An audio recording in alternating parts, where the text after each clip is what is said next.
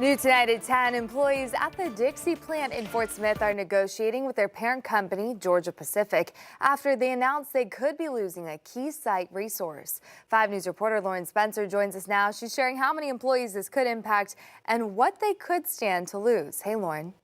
Yeah, inside the Dixie plant is a credit union. This is where employees can do their banking with lower fees, lower loan rates, and higher savings rates. It's a resource that people can easily visit during their lunch break or after work with people who know the employees by name. However, Georgia Pacific claims that having this inside as a resource inside the plant won't work anymore as they're upgrading their security infrastructure.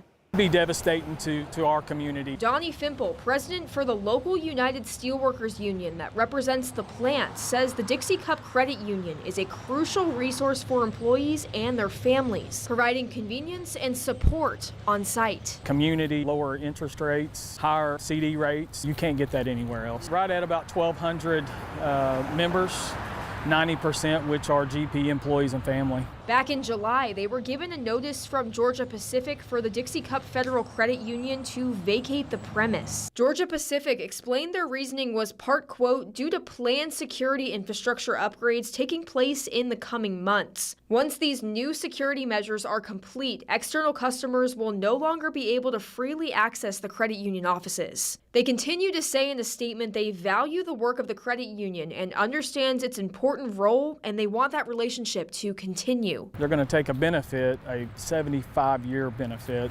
away from us. Fimple says the credit union is able to offer special rates to employees because right now they don't pay rent for the facility. That means interest rates go up. That means you're not going to get those special rates on CDs, special loans. Now they'll work to negotiate. It'll be a process, says Chad Vincent, the subdirector for Arkansas and Oklahoma for the USW. Under the National Labor Relations Act, we have the right to bargain any changes that affect our working condition, and we feel like this is a big change. While the credit union's future is in limbo, Fimple says they're prepared to fight for as long as they need for this. There's anger, there's anxiety. We do have a seat at the table by law.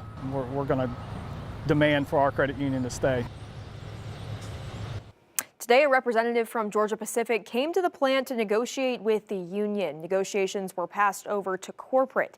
And Fimple tells me he's working closely with the credit union to help communicate how important the resource is and how the impacts if it could have if it was forced to vacate. Lauren Spencer, 5 News.